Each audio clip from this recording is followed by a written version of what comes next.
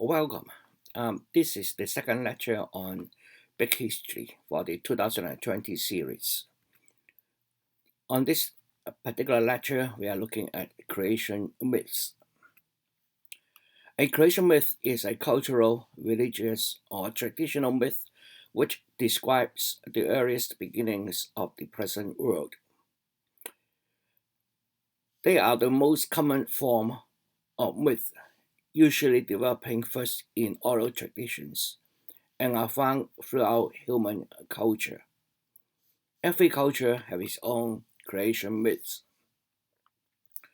A creation myth is usually regarded by those who subscribe to it as conveying profound truths, although not necessarily in any historical or literal sense. I think the most common creation myths that most people, at least most English speaking world, subscribe to is the creation story from the Bible, where God created the world and the universe in literally 7 days. Because the origin of nature and human existence was a complete mystery to us, the unconscious has produced many models of this event. Here I use the word was because as science progresses, the nature and the origin of human existence is becoming more and more clear. We have a scientific understanding of how the universe is formed and how our human existence was started. The same thing happens whenever human minds touches the borders of the unknown. So I'm going to show you a map here. This is a map of Greece from antiquity. You will notice from the close notations with around Greece,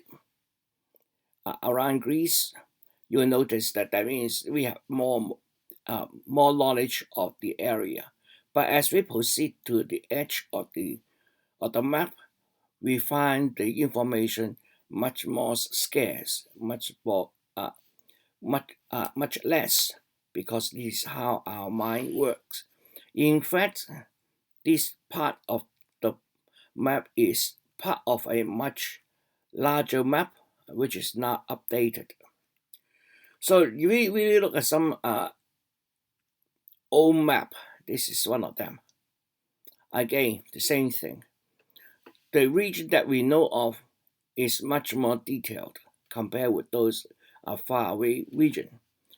So for whatever things we don't know and near the edge, it is quite a normal practice to substitute it with something we can imagine. So that's why I talk about this idea of a, a typical image. We are substituting something into those areas which we do not know, usually by our own imagination. This idea actually comes from the Greek word archi, first typical type or model. It comes from Plato from the very beginning. He believes that there are some fundamental mental forms that were imprinted into our soul before we are actually we was born. Uh, this imprint models is the stories or the myths around such things such as the creation of the universe and so forth. This was further expanded by the psychologist Jung. It is argued that this type of images are innate, universal. But if that's the case, then we should expect uh, the creation stories from all cultures would be the same. But as we shall show shortly, this is not true. The, every culture develops its own creation stories, and that is where this idea that a model has been imprinted in our soul is wrong. What happens is that our brains do develop with some kind of structure in it, which modulate the formation of a language, how we think. But this is only a very primitive model, and that as we grow, our culture will shape our model into much more unique to that particular culture. If we look at it over different cultures, we will notice that every civilizations will have some kind of myths which we will not subscribe to. So the fact that we subscribe to a particular myth is very much cultural, as very well written here. Other civilizations have not been less naive than we, but they too felt into this hole of the unknown, and when confronted with the mystery, they project mythological symbols, of which, among other things, the creation myths arose. In order to understand this, we must look at what is meaning of the myths. Myths refers to narratives, beliefs that are untrue or merely fanciful. The stories that make up national or ethnic mythologies describes characters and events that common sense and experience tell us are impossible. For example, all creation myths will involve some kind of god or goddesses or gods, and then will tell a story which is won't happen, and we will know that it has only happened once, and that is an exception. As I have described before, this course is based on evidence. So anything that is a miracle or it only happened once is not considered as evidence. So myths are not uh, considered as evidence of the formation of universe in this particular course. But all culture do celebrate such myths and attribute them to varying degrees of literal or symbolic truth. Like what we are in the Western culture, we are celebrating Easter, we are celebrating Christmas. This is only stories from myths. These stories have been retold, usually orally first, from generation to generation, and or preserve secret collections of scripture, like the Bible, often believed to have emanated from a deity or deities. Each culture brings to life its own way, in its own place, and develops its own priorities. It is important to remember that myths are cultural rather than universal statements. So let's concentrate on creation myths for the time being. They are as ubiquitous as our need to know where we came from and where and how we began to port. It's not only our individual and family lives, but our cultural lives as well. Here, I'm not going to talk about the Christian or the Jews or the Islam's creation myth, which is, I suppose, well known to a lot of people around the world.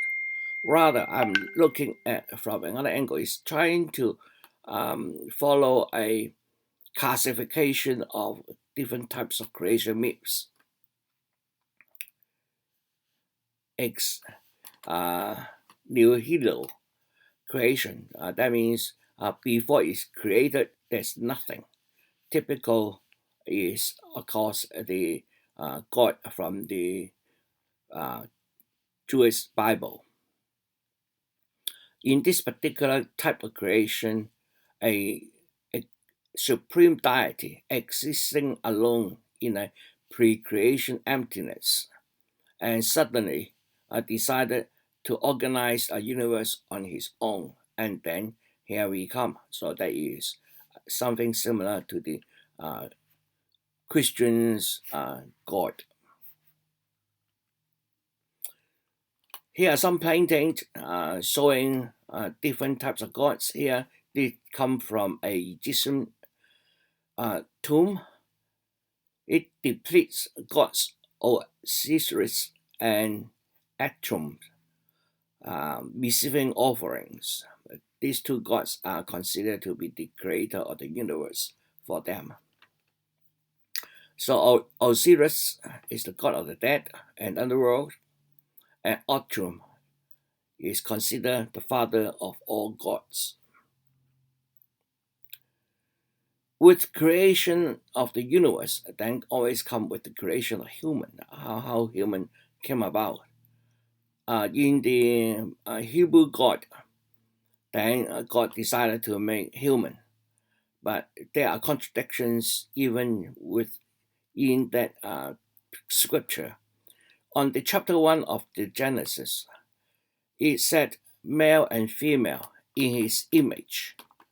Then in chapter 2 of the Genesis, it told another story. We are told that Eve was created from one of Adam's ribs. So we should expect all these different ribs have inconsistencies, but somehow people are able to manage their inconsistency or logical contradictions somehow by some mental methods. Here another two examples from one in Africa, another from I think it's also part of Africa. I'm not going to read all these maps to you. These maps, obviously, if you like, you can do a further research. What I'm going to demonstrate to you is that there are different types of myths from different cultures all around in different parts of the world. So that's one type. Another type is creation from chaos. This is how the Chinese believe the creation is. Initially, it was chaos, and then there's a God come along and separate them into the lighter part, which becomes the heaven, and the heavier part will become the earth, something like that. Again, I'm only showing you here these different cultural myths from different parts of the world. Basically, a creation from chaos is the creator begins the act of creation. The material for which to create is already there. God is only rearranging the material into different orders. Of course, when you consider this as the beginning of the universe, you will ask, well, where does the God come from? So, or in this case, where does this original creative material come from? Where's the source? So, we have to understand that these creation myths are all a method of substituting something we don't know with a imaginary descriptor, and this descriptor, of course, demands question of where it come from. But that is, again, the purpose of the myth itself is to substitute something into it. So as I said, Chinese is kind of like this, and there are also other forms following the same pattern.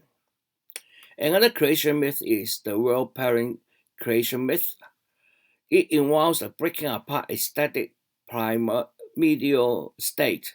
In one form of the world parent myth, the beginning consists of eternal unions of the parents, a union that has to be broken in order for creation to take place, something like of that sort. Here are some more examples with some images I gathered from around the web. Emergence creation, central to most creation myths, is the creation of human beings. In the creation myth types discussed above, the creation of humans is usually only one aspect of the overall creation of the universe. But in one type of the myth known as the emergence creation, the emphasis is squarely on the creation of humanity. And in this myth type, the focus is on a process by which humans emerge in stages into this world from under the earth. Emergence creation is, for the most part, peculiar to native North Americans, particularly but not exclusively of the southern West region. So again, we are showing you different types of creation myths. Another type is Earth diver creation. Now, we know that our Earth's surface is only represent about uh, 1/8 of the Earth's surface. The rest of the Earth's surface is mainly water, and therefore there's a lot of descriptions about how this Earth come from, how we have this space. And finally, a lot of people do believe that we live on the ground surrounded by water, and somehow the ground is supported by some big animals, and these animals is supported on some big another big animals which float on in water. It is quite an interesting idea. With the beginning of the universe, we all not everybody, but some cultures do ask about the end of the world. And we know that in the previous years, every now and then, that people claim that the world come to an end on a special date. Uh, People should be, the world will collapse and something like that. And the end of the world myth is also part of the creation myth, but some culture don't even consider the end. If the world had the beginning, it might also one day come to an end.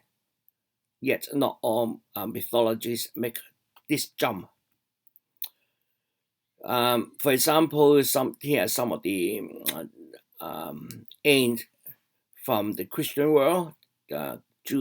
Jesus come back again, or for the Jews, a Messiah will come, and the end is not only an end but as a new beginning. In each case, the world destruction is followed by a new age, a slate wiped clean, and a new leaf turned. So thank you for listening. Hope that you enjoy the lecture, the next lecture. See you soon.